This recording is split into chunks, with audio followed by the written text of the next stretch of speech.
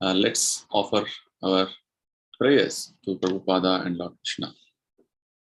Nama Om Vishnupadaya Krishna Preshtaya Bhutale Srimate Bhaktivedanta Swami Namine Namaste Saraswati Deve Gauravani Pracharini Nirvisesha Shunyavadi Paschatya Deshatarini Jaya Shri Krishna Chaitanya Prabhu Nityananda Shri Advaita Ganadhara Shri Vasadi Gaura Bhaktavrinda Hare Krishna Krishna Krishna Hare Hare Hare Ram Rama Rama Hare Hare Shri Shri Radha Vrindavan Chandrodaya Ki Jai Shri Shri Nitai Gauranga Ki Jai Srila Prabhupada Ki Jai. Welcome all of you for the Sunday morning Science of Self-Realization session. So we have been discussing from this book, which is actually a compilation of Srila Prabhupada's teachings, his essays, his articles, his conversations, his letters to prominent people.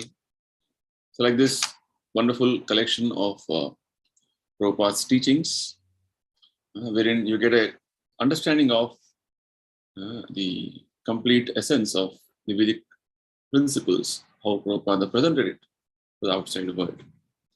So since last two sessions, we have been discussing on a very interesting topic called the highest love. And we have discussed many aspects. Today, we're going to continue our discussions on this topic, the highest love. So only by the wonderful blessings of Prabhupada, who gave us these wonderful teachings in a very simple manner, simple English, that we are able to understand very exalted subject matters, which otherwise is inaccessible to most of the human society. So Prabhupada made it accessible to all of us in a very wonderful manner. So we offer our respectful obeisance to Srila Prabhupada, the founder Acharya of ISKCON. So let us get a quick glimpse or a glance of what we understood in our previous two sessions. We had the definition of what is known as love of God. We have our love towards our family, society, country. So what is the difference between that love and the love of God we're talking? This is a very important point which we have to little carefully understand. The type of affection and the attachment we express towards our different family members around us is all going to last only either with our body or we are expressing our attachment, attraction, limited to that body as long as it is alive. Right? Whereas the love of God is something which is eternally ours. It is actually the constitutional position of every living entity as spirit soul. Not only human form, any other forms. All of us are spirit souls. So we have a very intimate relationship with Krishna, God. So that intimate relationship in its purity is actually now covered by our different types of perceptions, understandings, and so many type of misconceptions. So that is exhibited as attraction or attachment or love towards many things. Okay? So this is the definition of love of God that we understood. And we also understood in this context how Krishna is exhibiting this love of God in his abode with his devotees. Right? So the spiritual world is actually considered to be 75% of the total creation. Whereas 25% of this creation is material world, which means material world is insignificant part of the whole creation. So Krishna is actually having wonderful pastimes with his devotees in various ways, and he's exchanging all these various attachment, attraction, and loving dealings with his devotees in the spiritual world. And what is the qualification to reach Krishna? You're telling that we have to go to Krishna Loka, which is actually our original abode. What is the qualification? The only qualification required to reach Krishna Loka or have association with Krishna is that we have to be free from material desires. We should not have a tinge of any attachment, attraction for this material world. Right? I want to enjoy this place like this. I want to enjoy with my family, my society. Because anything you see in the material world is only incidental with regard to that body. It's going to change again. What you were in a previous life, you also don't know. What you're going to be next life, definitely you don't know. But the opportunity is there in the human form of life that we can completely cleanse ourselves, clean up ourselves with those intentions and desires to continue to be in the material world. So this is the only qualification. And we cannot understand Krishna by any speculation. We have to go through a proper authorized system.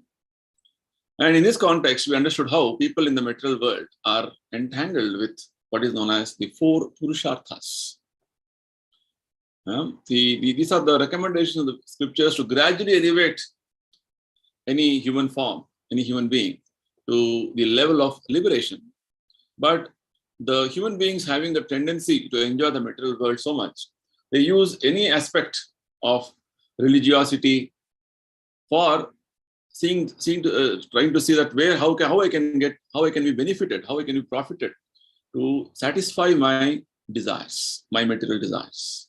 Right? Sometimes we see people go to temples or religious places to worship to solve their problems. So dharma is taken as an opportunity for solving their material problems. So once they get some opportunity for gratification through the means of getting money or resources, they want to enjoy the senses, kama.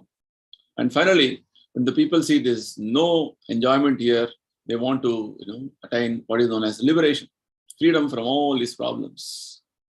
So even the liberation have a different connotation with the common people. They think, just freedom from miseries is a moksha.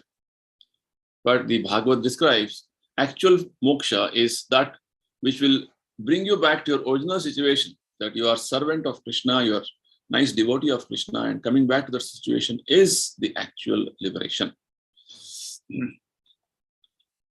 So these are the type of hindrances which the human beings have got, which is making them disqualified to reach Krishna.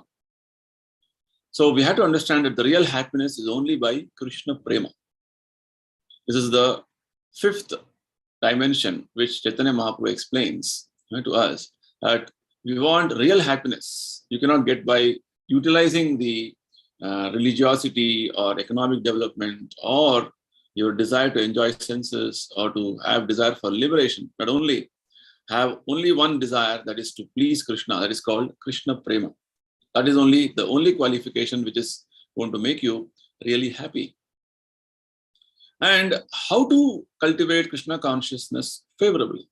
Because even when you do bhakti, you'll have so many intentions, so many agendas, so many motives behind us.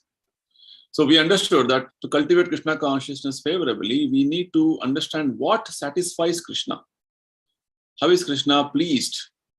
What is his mind? What is his expectation? Right? When you want to satisfy somebody, you want to ask them, what do you want? Right? Then they are pleased. Likewise, Krishna's mind, Krishna's expectations are revealed in Bhagavad Gita, in the scriptures, through his devotees. So understanding them and trying to align ourselves with those teachings is what makes us perform devotional service favorably, which will ultimately make us to reach the platform of Krishna Prema.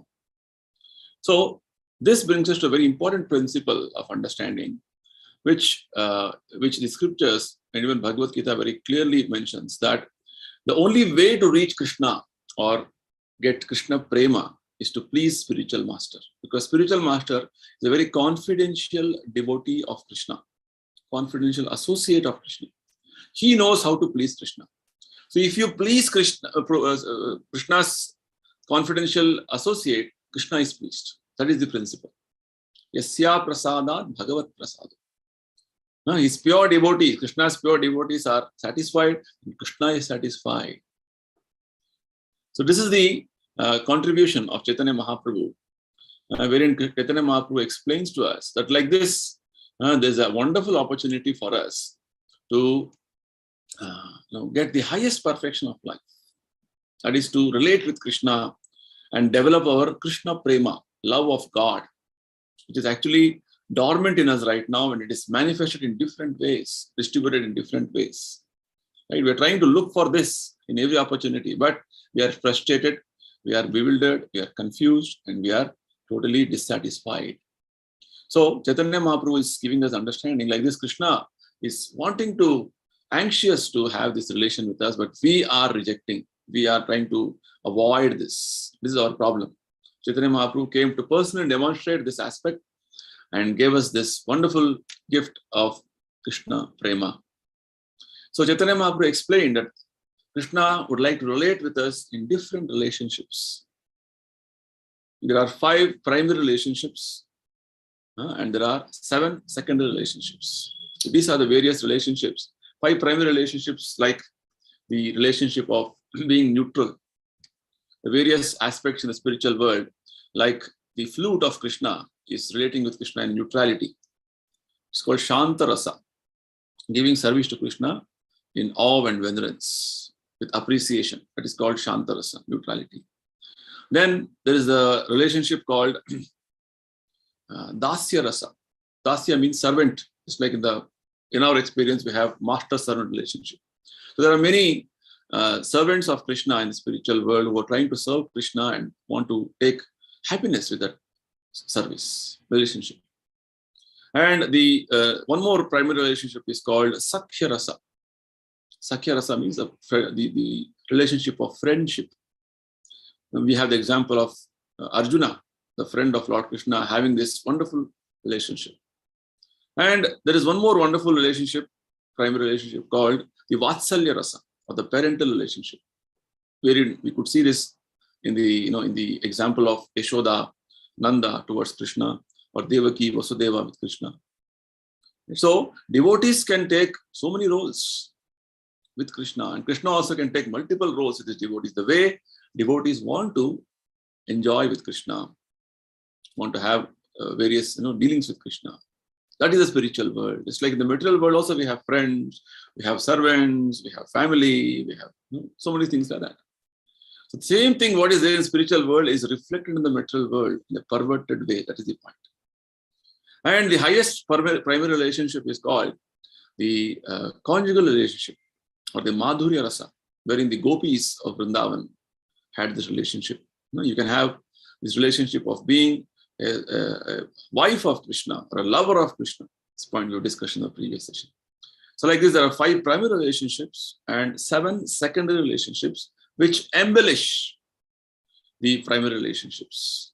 It's like after you have made a wonderful preparation, cooking preparation, then you would like to further enhance the taste by adding a chunk seasoning, or you want to garnish the dishes with some decorations.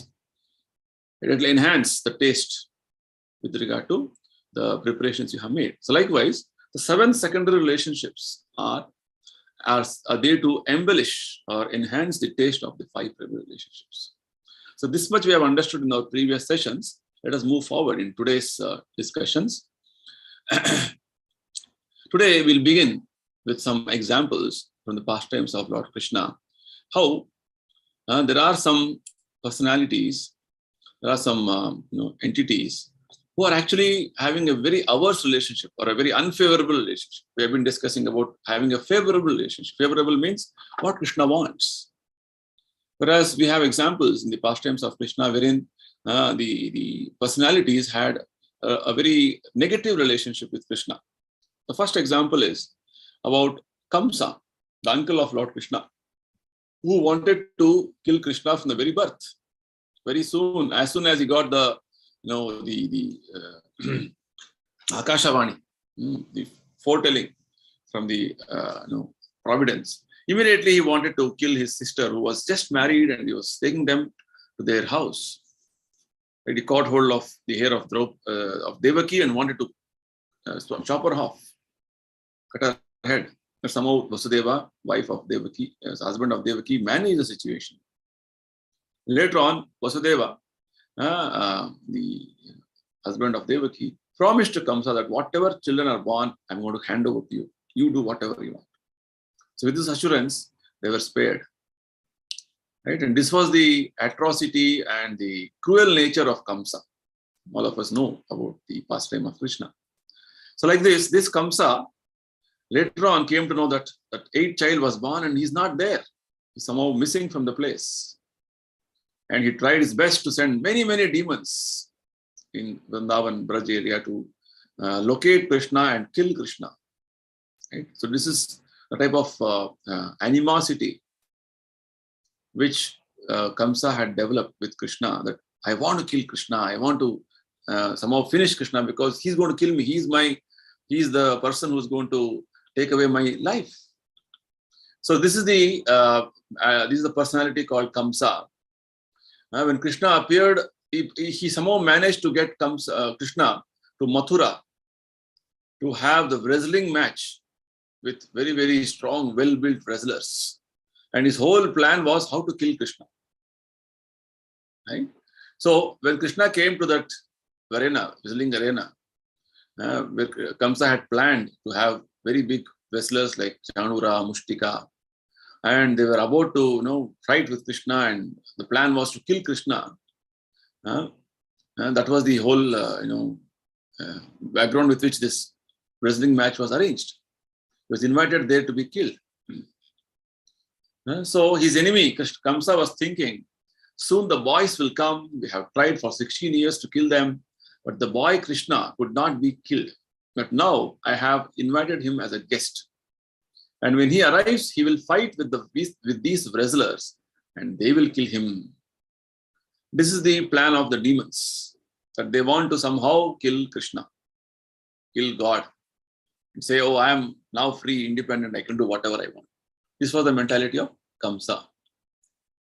The demoniac or atheistic people are always thinking of Krishna or God in terms of killing him. Because if there is some authority above me, then I'll be restrained. I'll be restricted to do anything. That is the way the demons think.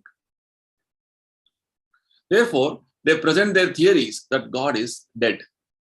This has been very nicely explained by Krishna himself in the 16th chapter of Bhagavad Gita. 16th chapter is titled Demoniac and Divine Natures.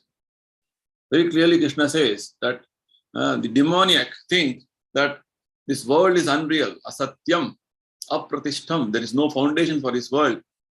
There is no God. There is no creator. There is no purpose for this creation. Like this, they go on with their own speculations and absurd understandings. So their whole purpose is how to avoid God, how to get away with God, how to kill God, so that they can unrestrictedly enjoy this whole creation. But they don't know Krishna cannot be killed. Krishna is beyond the purview of the material laws. They think that if God becomes dead, then they'll be free to act however they please. But as far as their actual activities are concerned, God may be dead or alive, but God's agent, the material energy, is so strong that no one can freely do any wrong. So Krishna is so powerful that he's acting through many, many energies. Parasya Shakti Vividhaiva Shruvati. Now we cannot compare God to an ordinary human being. We have limited energies, limited potencies, but Krishna's energies are unlimited. He has so many energies, simply by his willing, he can create destruction of any whole planet or whole universe. That is his powers. So Krishna has an agent known as Maya, who simply by Krishna's direction she is working, and within no time the demons can be destroyed. So even without Krishna's personal intervention, the Krishna's energies can act and destroy these demons. That is the power of Krishna. As soon as anyone does something wrong, there is immediate punishment. Just like you see in the material world, there are very subtle and invisible laws functioning. Somebody may say, oh, this person is doing so many wrong things, but he's not getting any punishment. But the punishment is awaiting today or tomorrow. You have to just wait. Okay? So there are many subtle laws designed by Krishna through his various agents that are functioning. So Krishna may not be personally present for this. He is acting through his energy so wonderful. It's like a very big man. He may not be personally present in his establishment or a big industry, but his energies are so acting that, just by his orders, things are happening in the factory or the big industry establishment. Likewise, Krishna is the supreme personality of this entire creation, multitude of universes and everything. How powerful he will be. Just imagine. So God may be dead or alive, but the material energy is sufficient to punish anyone who violates the material laws, even to the slightest degree. The laws of nature are very stringent. It doesn't spare anybody. All of us in the material world are strictly under the stringent laws of material nature. Krishna explains this in Bhagavad Gita. Daivi esha gunamayi mama maya duratyaya. He says, the material energy of mind is very, very powerful. Nobody can overcome her stringent laws. Material energy is the agency of Krishna, the energy of Krishna, and she is acting under the guidance of Krishna, direction of Krishna, and her laws nobody can overcome. For example, all of us are subjected to birth, death, old age, disease. Right? Nobody can say, I'll not grow old, or nobody can say, I'll not become diseased, or nobody can say, I'll not die. These are inevitable laws of nature by the agency of Krishna, which we have to experience. Right? So you may deny that God is dead or God is not there or so many things foolishly. But finally, Krishna is so powerful through his agents that he will try to finish our absurd and atheistic thinking. The laws of karma are functioning very subtly. So this is a statement of foolish people, but Krishna has very wonderfully, in a very subtle manner, set these conditions. The foolish don't understand. But Krishna explains this in the Gita, that avajananti mamudha, the murkhas or the foolish people, mudhas, don't understand how Krishna is functioning through his various energies. So we have one more example with regard to how there was one more personality by name Putana who wanted to kill Krishna again.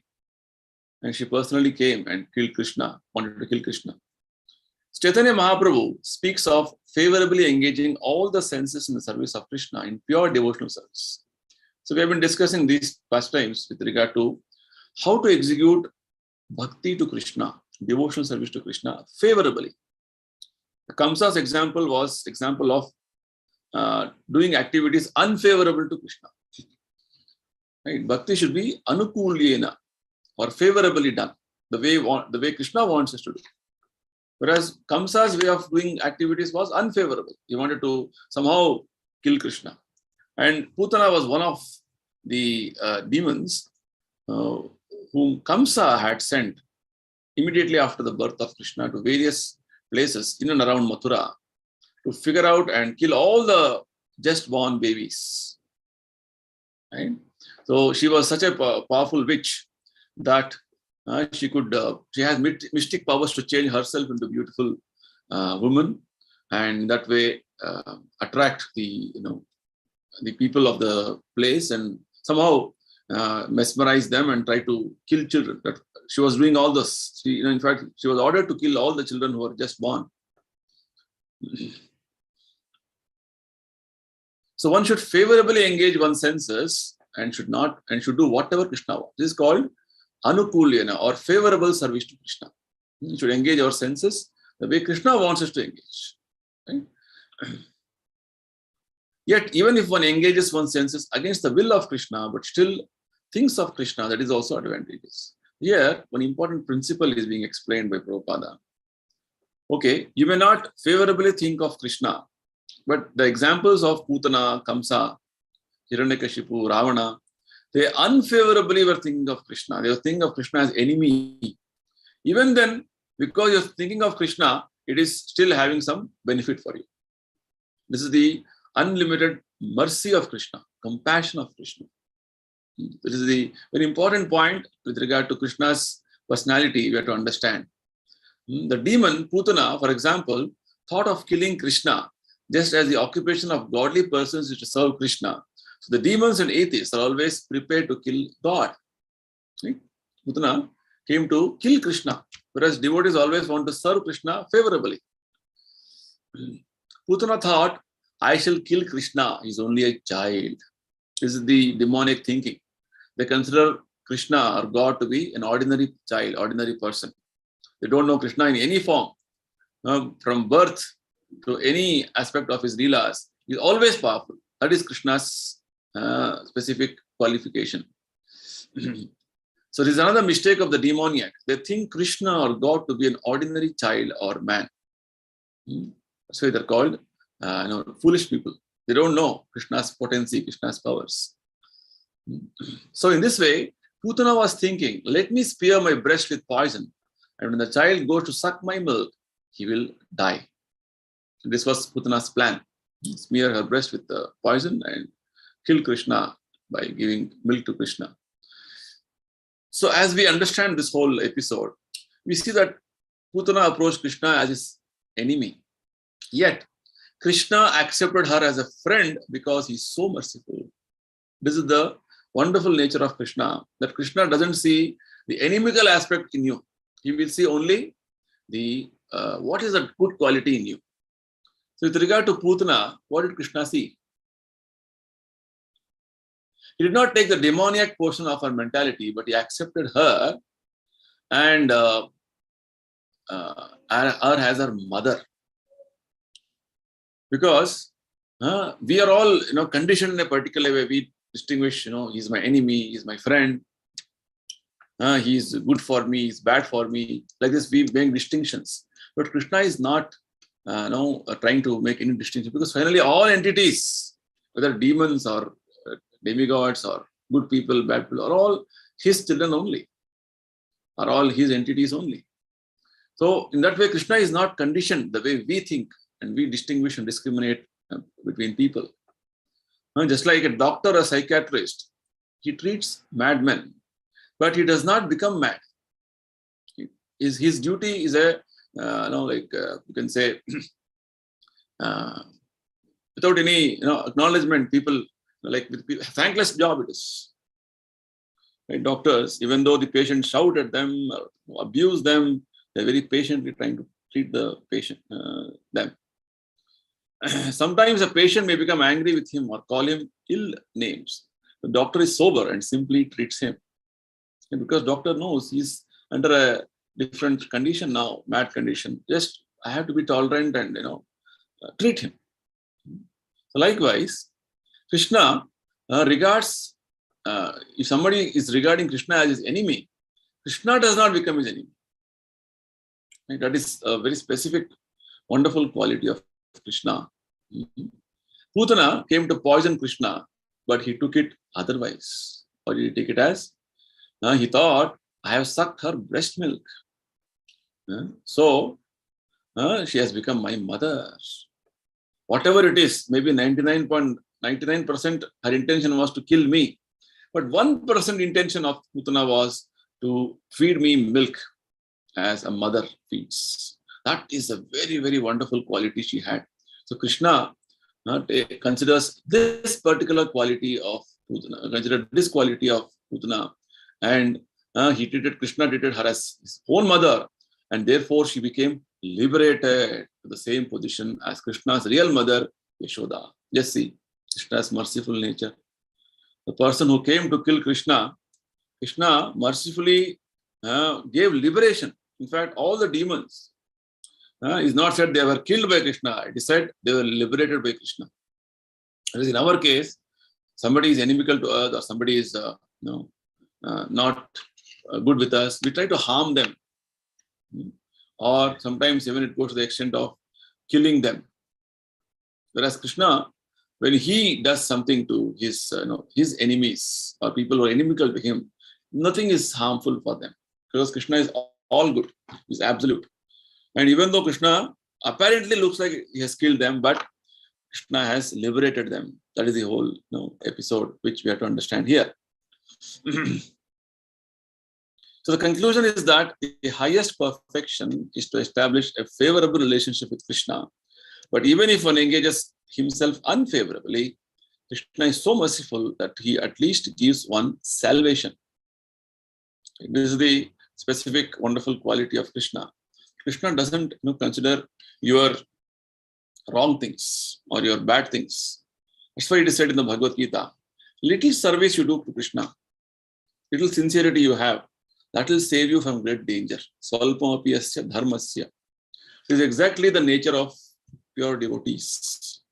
Srila Prabhupada, when he went to the Western countries, he did not see the weaknesses, the shortcomings, the mistakes of the Westerners when he went to preach the philosophy of Bhagavad Gita, Bhagavata.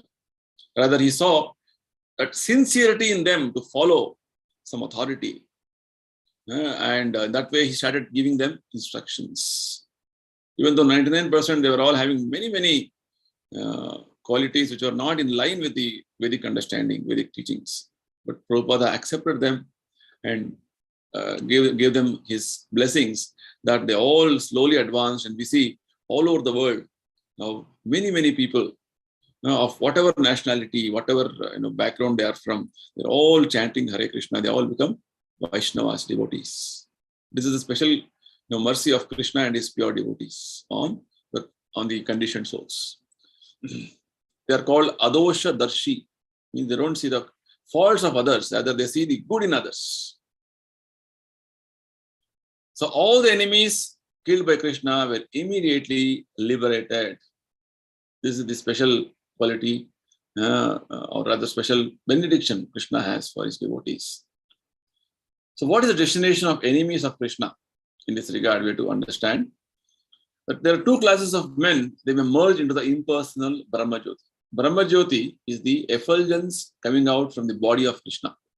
Light coming from the body of Krishna is called Brahmajyoti. So there are two entities, two types of people who merge with Brahmajyoti. There are spiritualists or some practice of spiritual disciplines who intentionally aspire to merge into the impersonal Brahmajyoti, just like Mayavadis or impersonalists. They will enter into Brahmajyoti. And even the enemies of Krishna who are killed by him also enter into Brahmajyoti.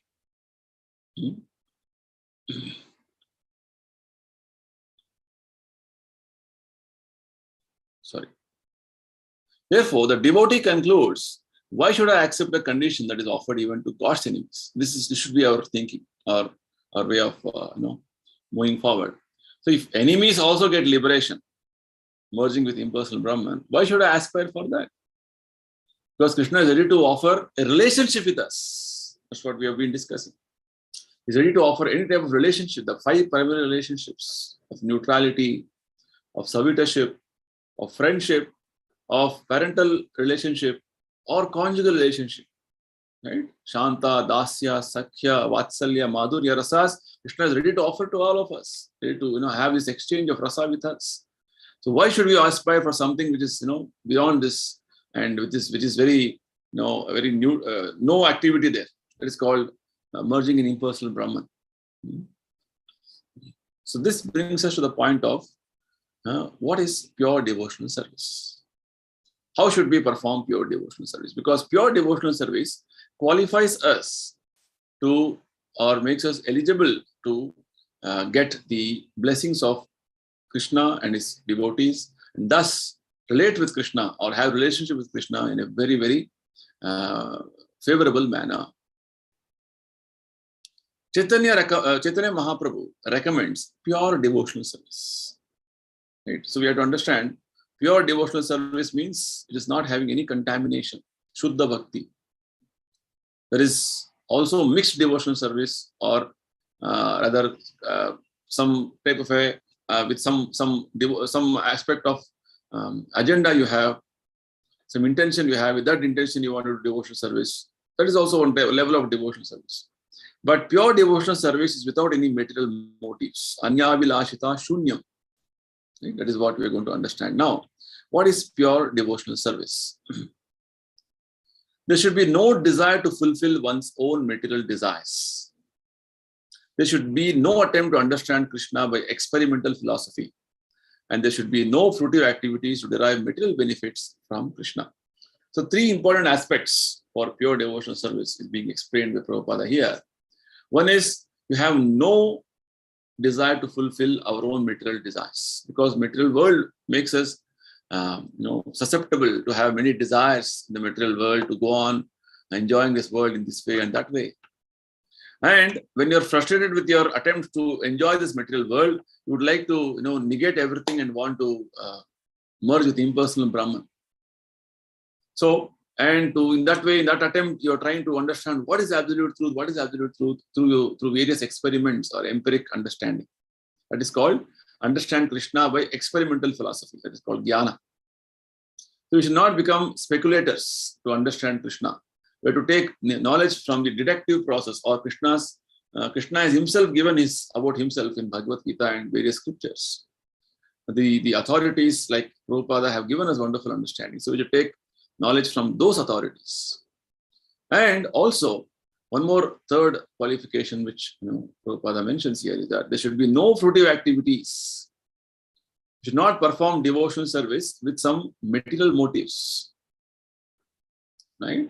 So material motives, or I do devotional service because I have some problem, so from this I can solve my problem. This is not the purpose of performing devotion. So pure devotion is without any desire or without any material desires to fulfill, no attempt to understand Krishna by speculation, and no fruitive activities to derive material benefits from Krishna. The only desire should be to serve him favorably as Krishna desires. This is the purpose of pure devotion. If Krishna wants something, then we should do it. If Krishna doesn't want something, then we don't do it. This is called Anukulyana Krishnanushlanam. Prabhupada is giving us a personal example. Suppose I were to ask my disciple, Prabhupada says, my dear student, please give me a glass of water. It is then his duty to give me a glass of water. Right? And if the student thinks, no, Prabhupada wants a glass of water, but why not give something better? Why not a glass of hot milk? But that is not service. What Prabhupada wants is a glass of water. Right? In his consideration, the disciple's consideration, if he thinks hot milk is very palatable and is better than water, yet because I have asked for water, he has to give me water, not milk. That is favorable service. A very simple example Prabhupada is explaining here. What is favorable service to Krishna? Favorable service means what Krishna wants, you have to do. So what Krishna wants, Krishna has explained himself or expressed himself in the Bhagavad Gita. Krishna says, you offer food like this to me. Krishna says, you think of me. Krishna says, you chant my names. Krishna says, you perform activities like this for me. So all these things Krishna has expressed himself in Bhagavad Gita. And all this understanding is explained very nicely to us in a very simple language by Srila Prabhupada, his pure devotee. So what Krishna wants is already available for us in the form of Bhagavad Gita as it is through Srila Prabhupada's teachings. We have to just follow them, that's all. Very simple. Just like chanting Hare Krishna, which Prabhupada has introduced to us, is an activity which Krishna wants. Krishna wants this from us as living entities, because he wants us to go back to spiritual world. Or having only Krishna Prasadam is what Krishna wants. That is favorable service to Krishna. So like this, what Krishna wants, Krishna has explained in the Bhagavad Gita, and we have to simply follow the instructions given in the Bhagavad Gita. So one has to understand what Krishna wants. When there is that intimate relationship, then one can serve Krishna most favorably. Always in devotional service, in the bhakti, the most important aspect is what Krishna wants. And what Krishna wants, Prabhupada knows, his pure devotee knows. So what Prabhupada's desire is, Prabhupada has expressed all this in his Bhaktivedanta purports in the Bhagavad Gita, Bhagavatam, his teachings. Right? So just we have to simply follow Prabhupada's instructions, then our life is successful. As long as there is not the intimate relationship, one must take information of what Krishna wants through the transparent medium of the spiritual master, because we are not in an elevated position of understanding what Krishna wants directly. So we should take the instructions from his bona fide servant, the transparent medium of spiritual master. Last time we understood about the example of transparent medium, wherein there is no any obstacle between. There's a direct connection, direct relationship. Whatever Prabhupada says is what Krishna wants. So when you do that, Krishna is pleased. Say, for example, you're chanting Hare Krishna every day. Now, following Prabhupada's instructions, Prabhupada says you have to chant minimum 16 rounds. So if you can follow this, it's best. It's what Krishna wants. Krishna will be pleased. That's that way. So everything what Prabhupada has told us, we simply try to follow them, then Krishna will be pleased. Krishna is a favorable service to Krishna happens in that way. Right? So in that way, we come to the point of the important principle in the whole Bhagavata and Bhagavad Gita of what is known as being dasa dasanudasa, a servant of the servant of the servant. A Vaishnava never thinks that he has a direct relationship with Krishna. Right? A devotee never thinks, oh, directly I can do everything for Krishna. No, he never thinks like that. In fact, Krishna also, in one of the Puranas, he says to Arjuna, that Arjuna, one who says he is my devotee is not my devotee. But one who says that he is my devotee's devotee, he is my devotee. This is how Krishna accepts service from any person. He has to go through his devotee, his pure devotee. That is the way Krishna wants service from us. So Vaishnava or a devotee never thinks he has a direct relationship with Krishna. Rather, Chaitanya Mahaprabhu says, I am the servant of the servant of the servant of the servant, 100 times the servant of the servant of Krishna. Dasa, dasa, dasa, dasanudasa. This is the principle with which a devotee functions. So we are discussing on the topic of how to execute favorable service to Krishna. Favorable service to Krishna means what Krishna wants you to do. And how do you know what Krishna wants? His pure devotee knows what Krishna wants. So serving Krishna through his pure devotees pleases Krishna. So we have to agree to become the servant of the servant of the servant. This is the important action point for all of us. Srila Prabhupada has established his wonderful organization of ISKCON, Hare Krishna movement. So just take shelter of this organization and follow the instructions of Prabhupada as being guided by the devotees there, then your life will be successful. Then you'll follow this principle of servant of the servant of the servant. Now, this is the process of discipline succession. And if one wants real transcendental love of God, then he has to adopt this process. Finally, our whole discussion is coming to the main point which we are discussing. The love of God, the highest love. If you want Krishna's love, Krishna Prema, then the process is to go through his devotees, to follow what his devotees say us, to strictly follow whatever his pure devotees want us to follow. Because people do not accept this process, they do not develop real love of God. It's a very striking point Prabhupada is telling here. Unless you have this surrender to a pure devotee, following pure devotee, you will not develop real love of God. They speak of God, but actually they do not love God. People speak so many, I have a lot of devotion to God, a lot of love of God, but actually that is not, just only lip service they have. Because there is no cultivation of pure devotional service, they love dog. And we see many people like this, showing all different various aspects of show that I am loving God, I am a great devotee of God, but actually their love is not for God, their love is for dog. Prabhupada makes a very humorous way of conclusion. So this brings us to the point of last point today's discussion. What is known as Rishi Kena Rishi Kesha Sevana. This is a statement by Narada Muni in one of the scriptures. So he says how to serve Krishna favorably. We may say love of God, but unless we adopt this principle, then we'll have to love dog, not God. This is the mistake. What is the principle you have to adopt? Serving Krishna's pure devotees, or accepting the path given by pure devotees and dedicating ourselves to that path is what Krishna expects us to do. Right? Chaitanya Mahaprabhu says that if one really wants love of God, then one has to follow the process of pure devotional service. The pure devotional service begins when you take shelter of a pure devotee. And in our case, present case, our pure devotee is Prabhupada through his organization called Hare Krishna Movement or ISKCON. So it is not that Chaitanya Mahaprabhu is speaking out of his own mental concoction. His statements are confirmed in the Vedic scriptures such as Narad Pancharatra and Srimad Bhagavatam. So all these things, what we're discussing now, they're all having scriptural references, scriptural backup. Not that we are simply speaking these things.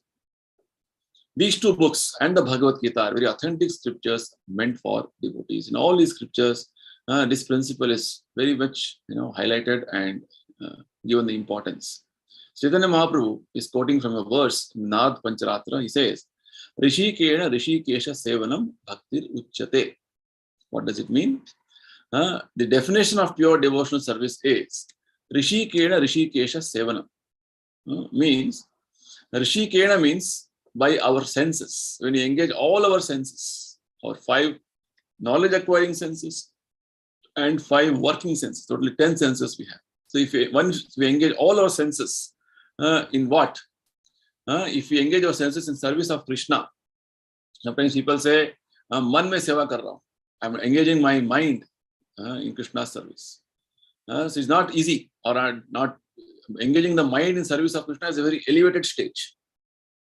Right? If someone says, "I'm always thinking of Krishna," this is not pure devotional service. Right? Initially, we have to engage all our senses grossly in Krishna's service. So meditation is thinking, but no one thinks of Krishna. They think of void or something impersonal. When people say, "I'm thinking of Krishna," no, that is, you cannot think of Krishna in a stage wherein you are not purified. And you have to engage your senses fully in service of Krishna. Right? So this type of a so-called meditation is simply thinking of something which is void or something impersonal.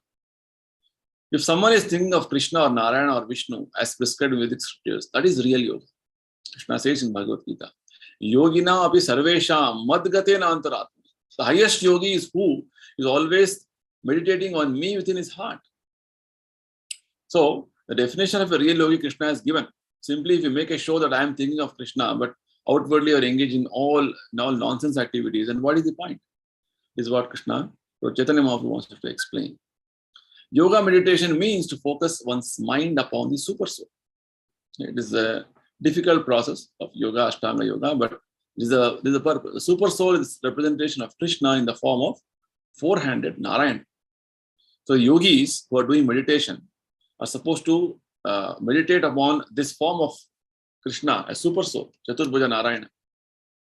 Right? He has 4 hands and holding conch, disc, lotus, and club, and he's in a beautiful form, standing, and he's the super soul within our heart. This form they're supposed to meditate upon. Even the authorized Patanjali yoga system prescribes meditation on Vishnu. Any authentic system prescribes this particular path. But the so-called bogus religious processes, they're manufacturing different things. So-called yogis of today, what they're doing, they're thinking, oh, we can think of some void or something, some point or some light or something like that. They manufacture their own way. This is the present day situation. So we'll continue our discussion further on this about how to have thinking of Krishna also in a favorable way by performance of devotional service. Today we'll conclude here. And before I stop, I request anybody has any questions, any comments based on today's discussions. We can take a few questions now. online there are many questions, I request the host to post it here.